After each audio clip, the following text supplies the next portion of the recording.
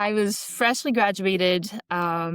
I lost my job. I lost my housing because I lost my job. And this is actually when I started my practice. It's because it was COVID, everything was shut down, nobody was hiring. And I was not eligible for unemployment because I hadn't worked at that job. Oh my And I had gosh. just adopted a horse, and I found myself in North Salem, New York, in Westchester County. It's about, I think, 60 miles north of New York City. Okay. And at that time, there was a very high demand, very low supply of professional PEMF. So Mm. I think it's a combination of I needed this to happen to survive myself. And also, I saw an opportunity to really help and benefit the equine industry as I have always wanted to do. Hello, everyone, and welcome back to another episode of the Stable Exchange podcast. Today, we are talking to Lucile from Propulsion Equine. Lucile had a pretty incredible make or break moment in her business early on in the pandemic that really left her with two different options. She could either look for a new corporate job after being laid off during the pandemic, or she could go all in on building her business offering PEMF services to trainers and barns in her local area.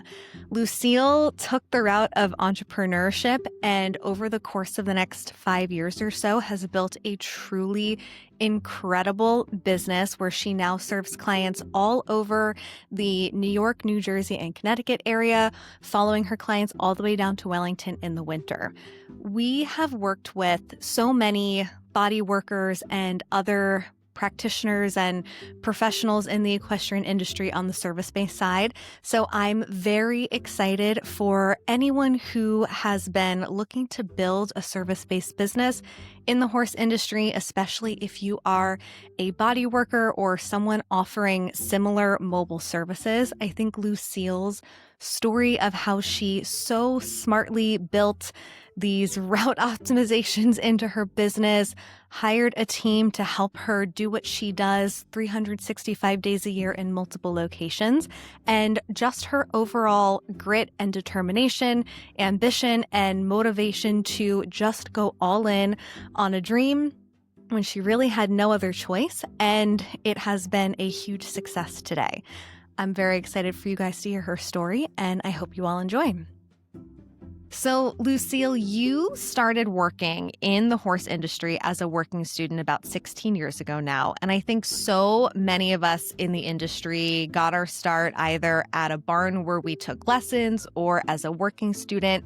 So I'm curious how those initial years as a working student has given you the inspiration or impacted the business that you ended up starting today. Definitely. My working student position started when I was 12 years old, and it was a big, big influence on my career. I actually wasn't really introduced to the horse industry until I picked up that position working at a riding school in Southern California in San Diego County.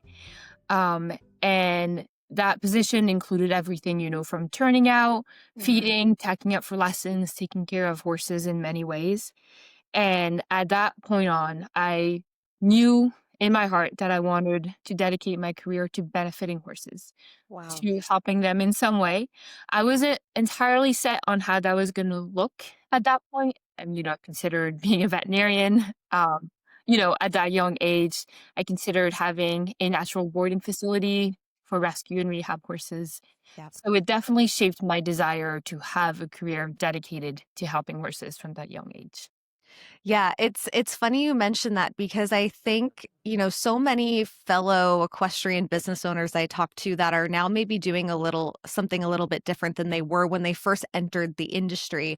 We all probably grew up thinking the only ways to work in the horse industry is to either be a trainer, be a barn manager, be a professional rider, or be physically working hands-on in the barn. So it sounds like you maybe thought that that could be the potential career path, but really wanted something more. And I know you went on to get a couple of different degrees. What led you to that path of equine science? Was there a particular person or a mentor that you met along the way, or did you just know you always wanted to help horses from a health perspective and then found this as the perfect path for you?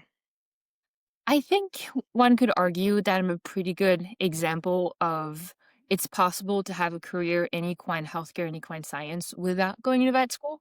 The veterinary school path is definitely an option. It's a very challenging one that requires a lot of investment. Yeah. And I think there might be this perspective in the equine industry that, being a veterinarian is the only way to have a career in equine healthcare. Uh, and I think I have used my degree. So I have a bachelor's in equine studies with concentration in equine science from Centenary University, New Jersey. And then I have a master's degree in equine performance health and welfare. And my classmates and I have been able to do a lot, I think, of very exciting things within the equine healthcare industry with Mhm. those degrees, including academia and research and, teaching within the industry, veterinary technicians. There have been a lot of really exciting jobs from that, or, including my own of working as a PEMF, red light therapy, and kinesiology taping practitioner. So I think I chose the science concentration Mm. right as a freshman at Centenary 10 years ago, believe it or not. Wow. I know.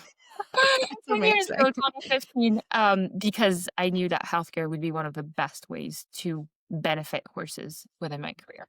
Yes. And then you went on to continue your schooling in the UK. Did you choose that particular program because it was one of the best out there, or was it also in combination with you wanting to travel and have a sense of adventure? What brought you to going to the UK for that? Yes, so my master's degree, you're right, was at Nottingham Trent University in England.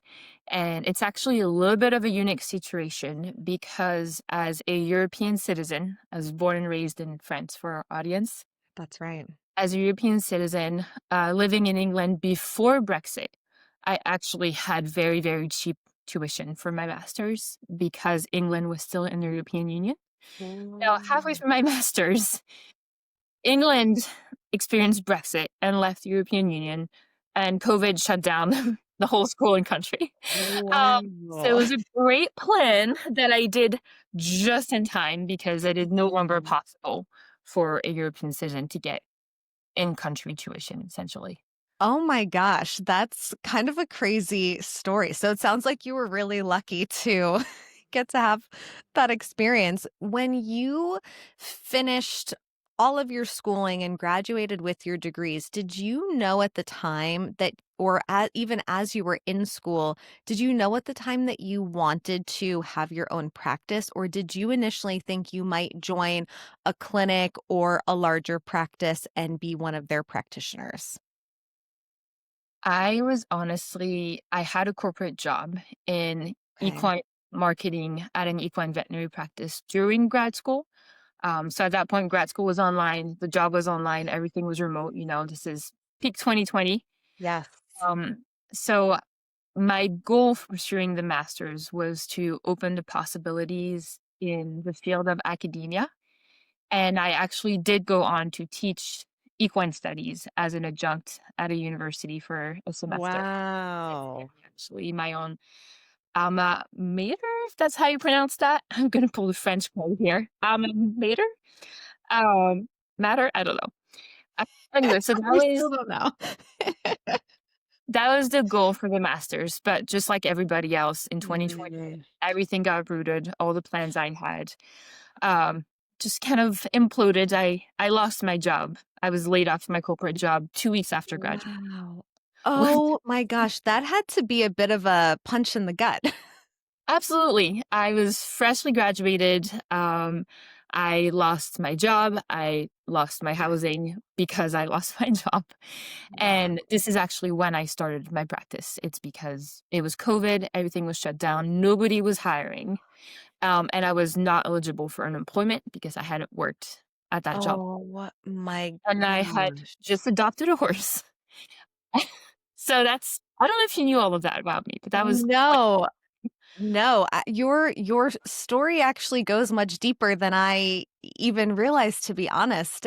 And I love that you brought that up because I think for so many business owners in and out of the industry, sometimes our businesses come as a result of wanting to solve a problem, or they come as a result of just saying a Hail Mary, like, I need to just dive in and do this now while I have the opportunity, or to give myself some income because there are no other options right now. And I had no idea that your business was kind of born out of one of those make or break moments. It was really both. It was, I lost my job, my housing, no one's hiring, I need to find a way to survive. But it was also, those 6 years of studying equine health. And I found myself in North Salem, New York, in Westchester County. It's about, I think, 60 miles north of New York City. Okay. And at that time, there was a very high demand, very low supply of professional PEMF. So Mm. I think it's a combination of I needed this to happen to survive myself. And also I saw an opportunity to really help and benefit the equine industry as I have always wanted to do. Yeah. So it feels weird to say right time at the right place, talking about 2020 and COVID, but it ended up working out really beautifully for me. I'm very fortunate about that. Yeah, looking back, that seems to be a moment where it was maybe a big turning point for you, and it sounds like you're almost happy that you had that moment where you were kind of in this limbo because it gave you that spark or inspiration to start your business.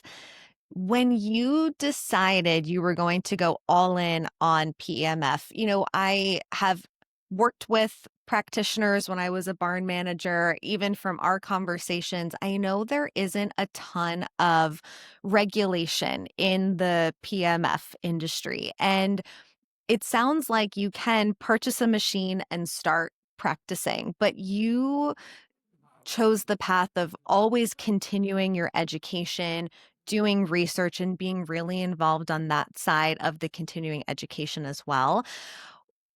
What was that spark for you that said, I want to continue to go deeper? Because I think sometimes once you start a business and you get really busy, it's really easy to just accept status quo, but you continuously seek more. Where do you think that comes from? I honestly can't totally take credit for choosing to pursue my education for the business because I had completed both the bachelor's and the master's, and I was a certified AAVT equine veterinary assistant before I even started. Not long before. This all happened back to back. And we've done some continuing education since, added new modalities, and done the research and certification for that. Mhm. But for me, the education part, the advanced higher education really came even before starting the business, which you could argue gave me a leg up from day one of being a business owner.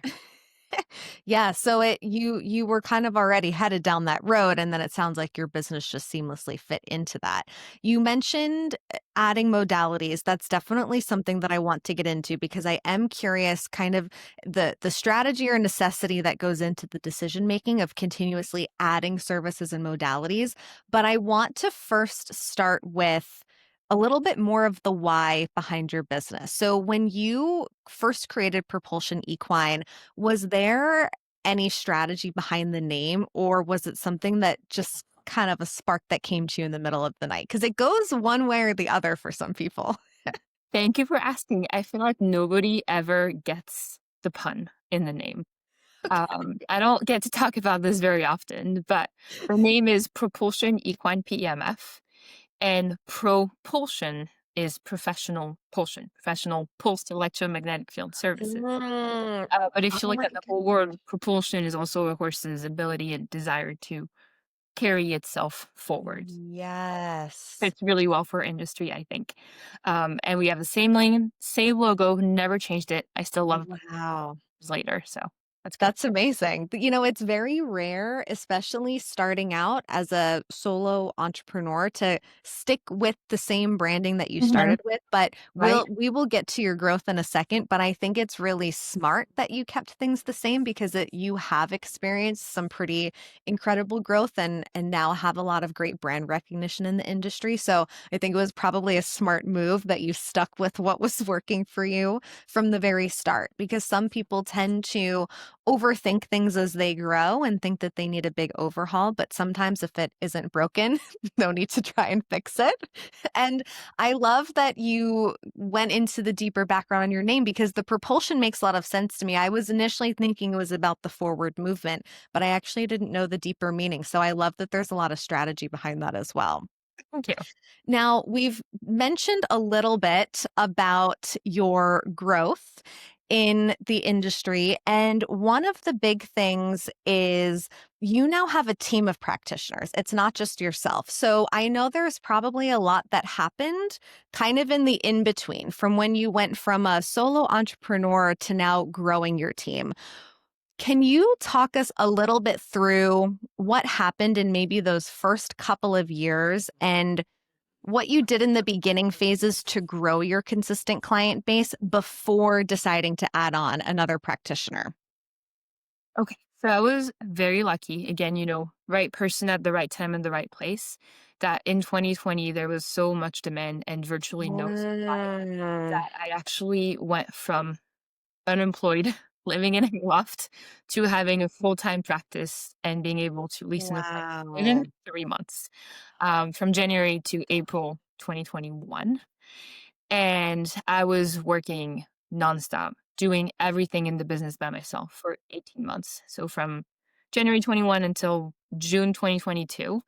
And then came the summer of 2022, I was like, this is a terrifying idea, but I need to hire somebody. Yes. I need to scale up because I am limiting my own business growth by Mm. trying to do everything myself and having a wait list that never moves, just keeps growing. Because I can Yes. never, I, I'm only one person and I was doing everything, the accounting, the marketing. Mm. So in June of 2022, I hired my first associate. And even though we grew so fast, so much the first 2 years, it has since leveled out a lot, for Okay. many different reasons that I'm very happy to get into if you like. But for the past couple years, we've had a very steady, very consistent, very predictable client base. And we are now, focusing on being very present and very dedicated to those loyal clients as opposed to trying to Mm. and conquer the whole industry. So Yes. we also now have an office manager who takes care of our bookkeeping, accounts, some legal tax stuff. And that really frees me up to work with the clients and also run my other small equine business. Yes. I want to get into your other small equine business because that I love that it is also partially interconnected to what you do with your clients. I think you were really smart in making the decision to outsource the admin so that you could stay front facing with clients because it can be really hard to decide. A lot of us know that we need help. We just don't know what we should delegate in the very beginning. And it sometimes takes a little bit of trial and error and practice. So, was your first hire a fellow practitioner or someone who was going to take over the admin and be an office manager? My first hire was a PMF practitioner, Okay. and we both still do a lot of scheduling, a lot of emailing session reports, a lot of scheduling, sending invoices. Um, and then just I think 5 months later in October, so 3 years ago, I hired the office person, Beth, who's Wow. still with us 3 years later, and I love that. So it was all within the same year. 2020 was the Yeah. realization that I need help. I need to scale my business if I want to keep growing and helping the equine industry as much as I want to. Yeah. It's pretty incredible that that growth happened so fast and you acted so quickly to solve that problem. And it sounds like it's been working really well considering you still have some of the same Knock on team wood. members that you started out with. So that's pretty phenomenal. Would you say, your business is so location based, and I want to get into how you decided exactly which service areas you were going to offer. I know you work a lot in the New York, New Jersey, Connecticut area, and then you also travel down to Florida. You started in New York. What brought the decision to expand outside of that area, especially as you were one person starting out? It's a lot of driving. Uh, Yes. there having a mobile-based business, like an ambulatory PMF practice, is great in terms of not having the overhead cost of Mm. of a physical business, a physical building is what I'm trying to Right, say. like a lease on a clinic Exactly. or brick and mortar, yeah. Exactly. So you save a lot of money that way, but you have to realize that your efficiency is about cut in half because you spent half Mhm. day driving. Some of my clients Yes. are 2-3 hour commute into Brooklyn, up into Saugerties, into Connecticut, New Jersey, and then, Florida as a whole. Oh, 1,000-mile commute. So, Yes. yeah, it's a lot of traveling, especially in the winter. These next 5 months, I'm about to be on Mhm. one big cycle of New York, Connecticut, New Jersey, Wellington, Ocala, and I just loop around 5 times from December to April. So Wow. it's an That's extensive travel commitment and a lot of logistical planning as well. and a lot of expenses. There is no cheap way to Yes. do this. Yeah, it's a lot of commitment. It's not for everybody. It doesn't offer the best stability, but it does offer a lot of freedom and flexibility and travel opportunities, and all the benefits that come with being your own boss, of course. It's true. We sacrifice balance to get to do what we love. I've seen on Instagram you have your red van. Do you still travel?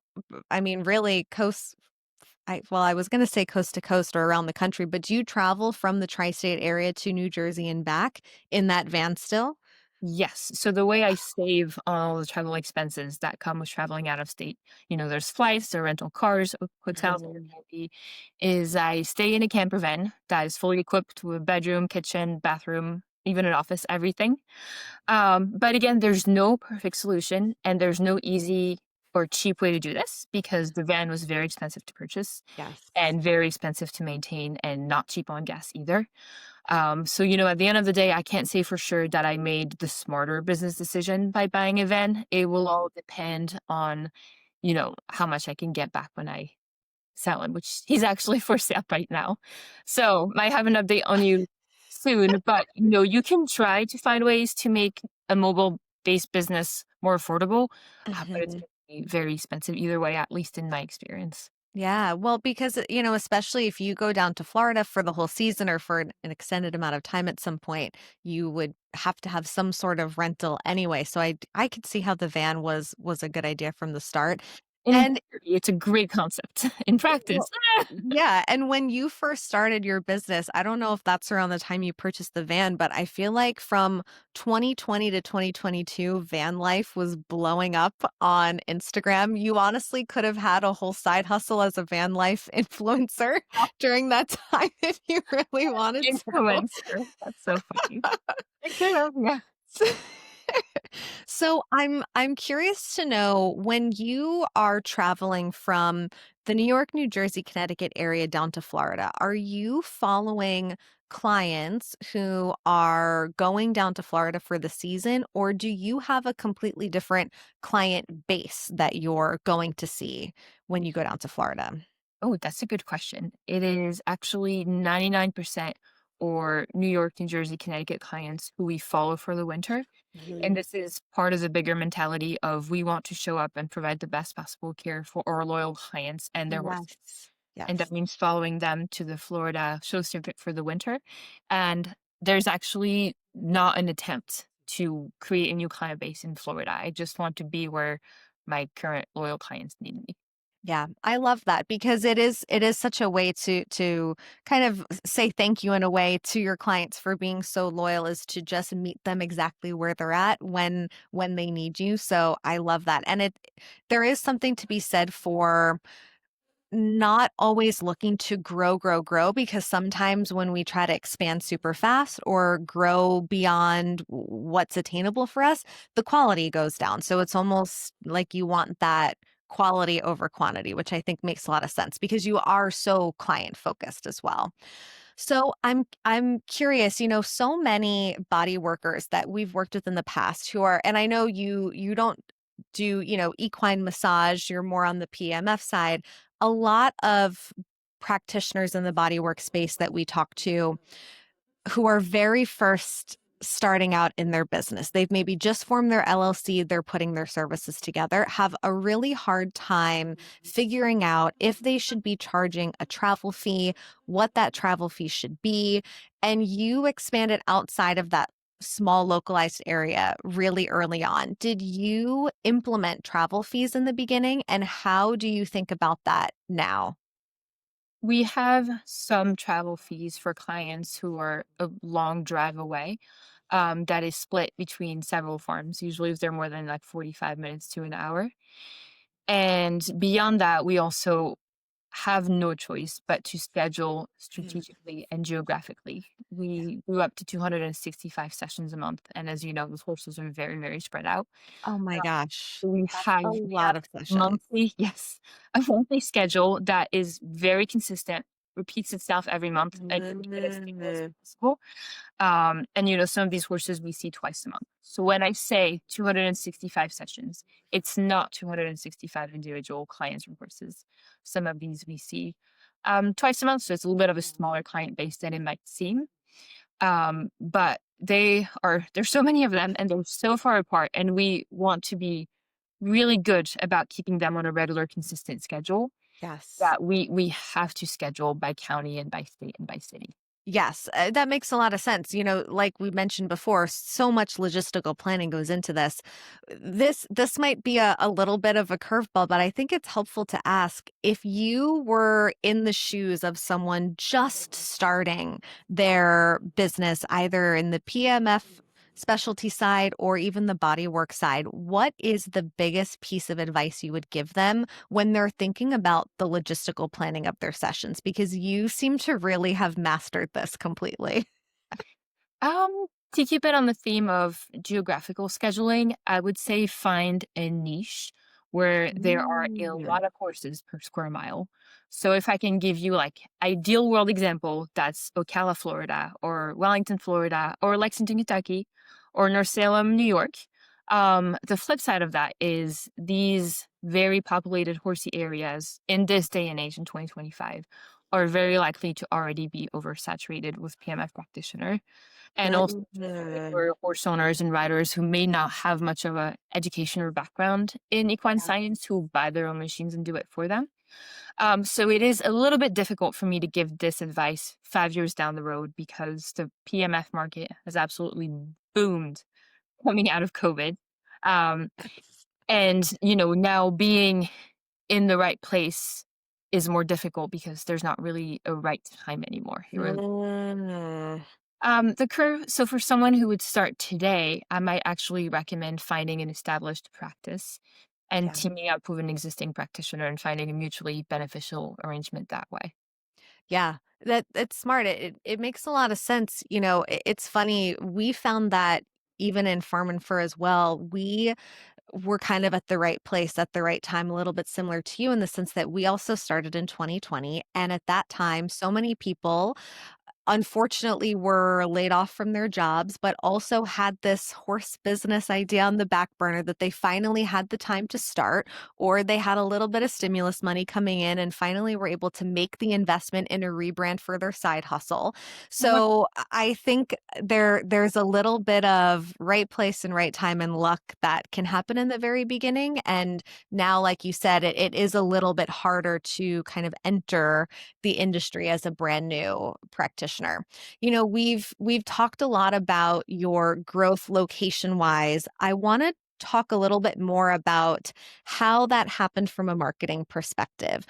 So much of the growth in the horse industry happens from referrals and word of mouth. I'm curious if you attribute that to a lot of your growth or if you implemented any marketing strategies early on that led to that. Absolutely. Word of mouth and referrals from our early, again, loyal, supportive clients were the bulk of our business growth. It was mostly, friends talking to their friends, trainers talking to their clients. Yeah. And that was, I want to say, at least half of the new clients that we got. Another huge source of leads for new clients has been Instagram, social media in general, but especially Instagram. And I used to spend a lot of time and a lot of effort into our social media marketing. Not so much anymore now that we have this very consistent, loyal client base. We never did any paid ads. We've sponsored, I think, 2 or 3 horse shows over the past 5 years. So paid marketing Wow. has been a very, very tiny part of client recruitment for sure. It's been a lot more recommendations, referrals, and word of mouth.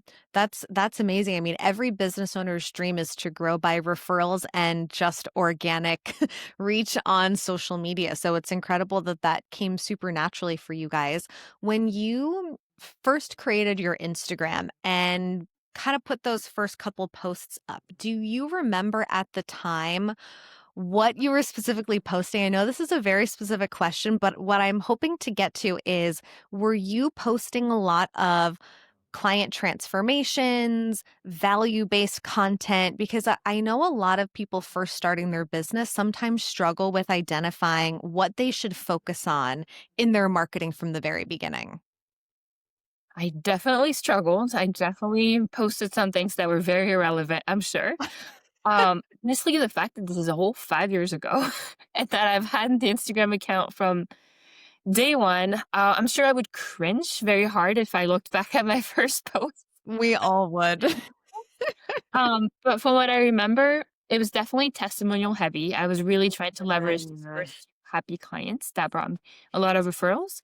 It was Mhm. a lot of interpreting and summarizing published PMF research studies, which ties into my other business. I know we're going to talk about Yes, yes. Okay, but love it was that. a lot of trying to educate the equine community by being the translator between the fancy research Yes. and then, everyday barn talk.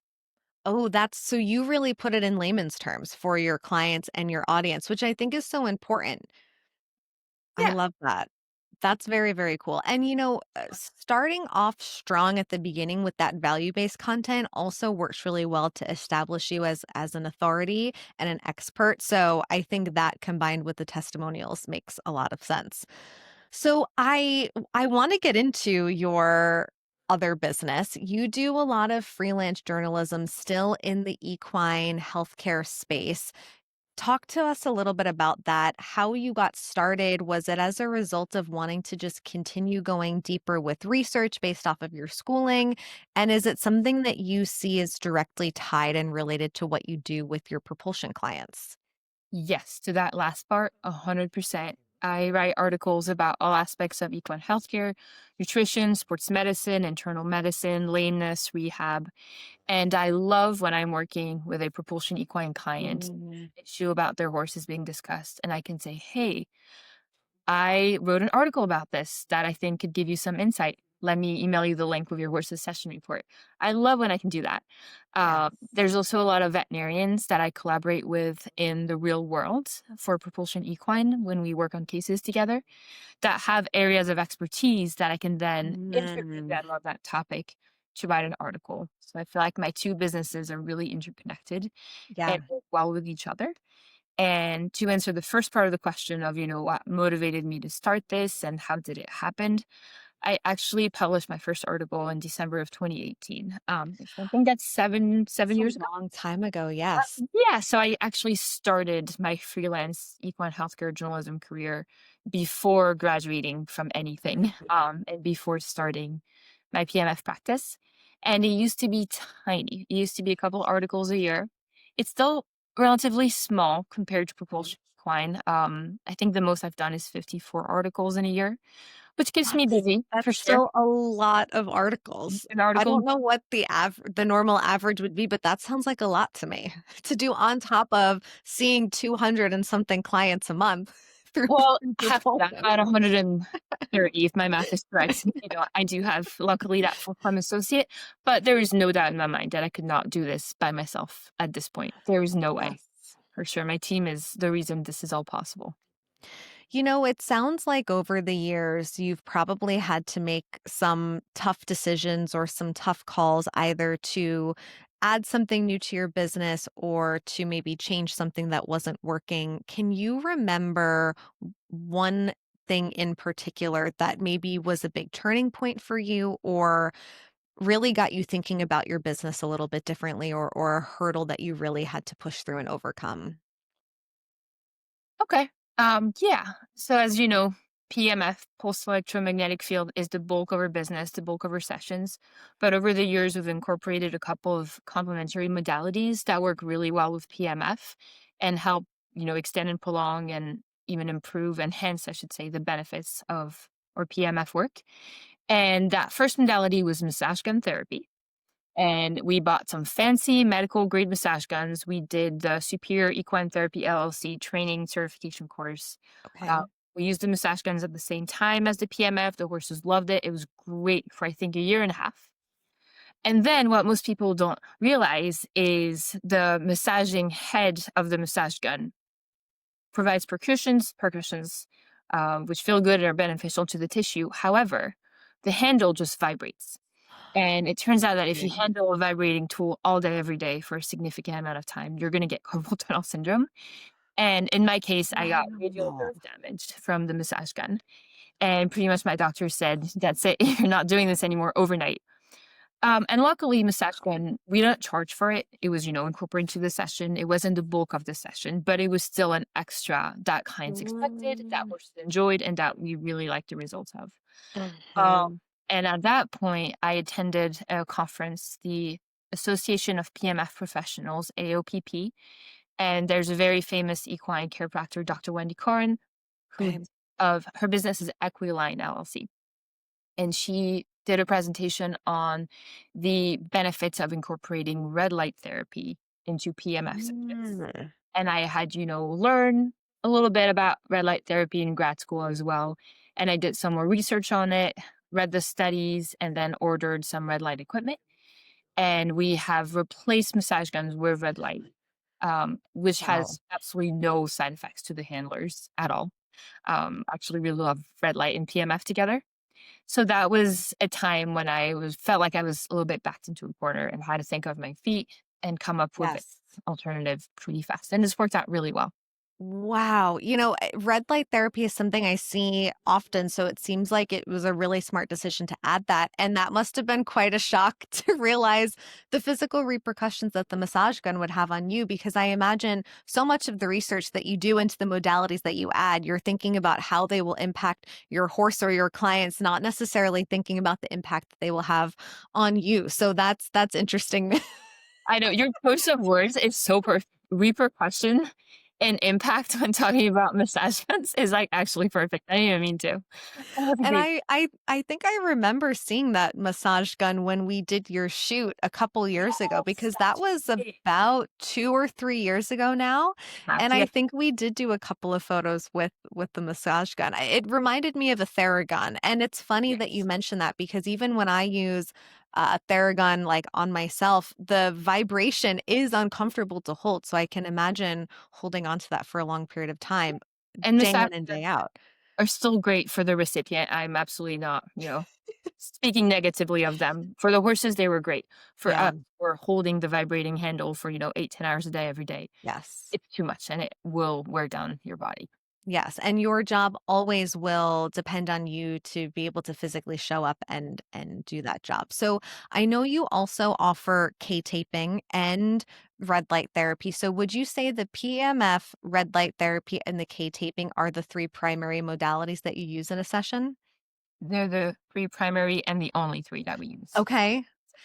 And when you made the decision to add the K-taping, did you decide to add that because based on your research, it would be really beneficial and complementary to what you were already doing? Or did you add that because it was something that your clients were asking for? And the reason why I ask is because I know a lot of people struggle with figuring out how to decide how to differentiate their offerings based on what maybe they want to offer versus what clients are specifically asking for. That's a very good question, and, it was a little bit of both. We definitely had some clients who were asking for kinesiology taping, some because their chiropractor did it, and they wanted their horse to receive it more frequently, so, when they had their chiropractic adjustment Mhm. at their monthly PMF session. And some of it, I was writing an article about rehab and interviewed a veterinarian about the benefit of different rehab modalities and sports therapies. And Katie was brought up, and then I dug into the research. Yes. I went to another seminar that covered it, and then, did the certification and training through Sozo Equine, and then launched that a few months later.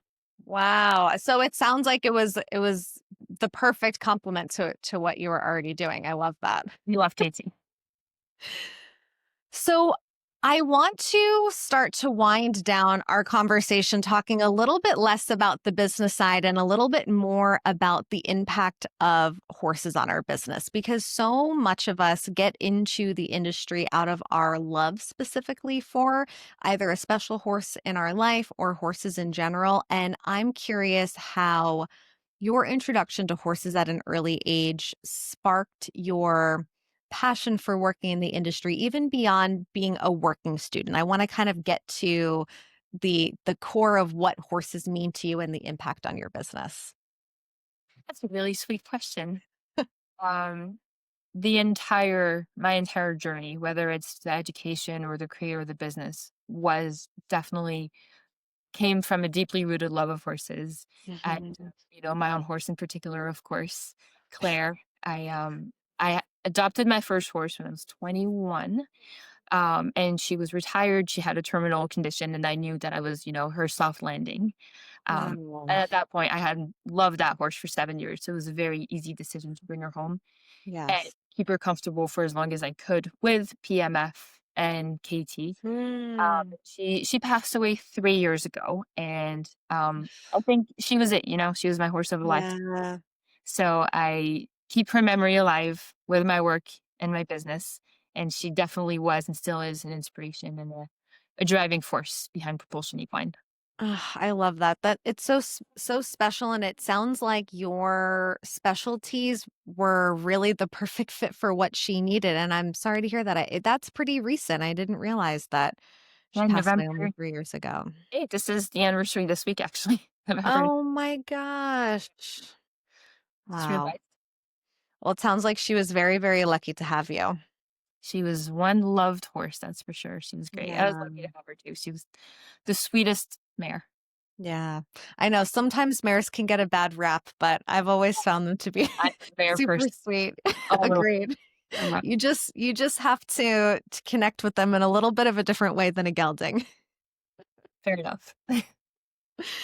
So I really would love to know, at this point in your business, if you were to really put yourself in the position of a fellow equestrian entrepreneur, what is the biggest piece of advice you would love to give them? And what is the biggest lesson from your journey that you would want them to walk away with and remember?